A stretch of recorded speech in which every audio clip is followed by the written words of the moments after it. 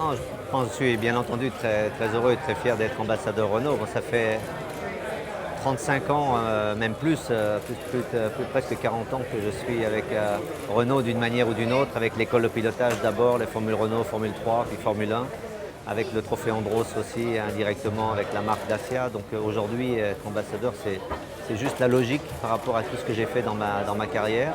Et surtout, c'est très important pour moi de suivre l'évolution de Renault dans le sport automobile. Ça fait 115 ans que Renault est impliqué dans le sport automobile avec des projets totalement différents.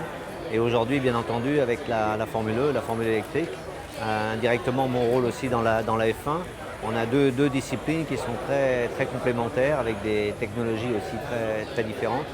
Et bien entendu, c'est passionnant de suivre ça au travers de la marque Renault. En ce qui concerne ce week-end, bien entendu, l'expectative, c'est de gagner.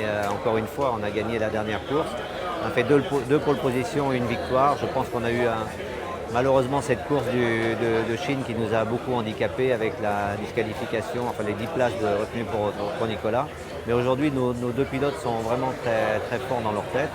Et avec Idams et Renault, on a vraiment certainement peut-être la meilleure équipe ou une des meilleures équipes.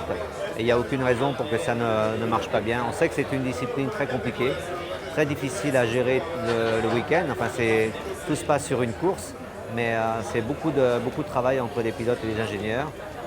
Beaucoup de stress parce que c'est une discipline compliquée. On sait qu'il y a beaucoup de voitures de sécurité, beaucoup d'accrochages, d'accidents. Donc voilà, on croise les doigts, mais en tout cas, je pense qu'on sera de toute façon et on est parmi les favoris.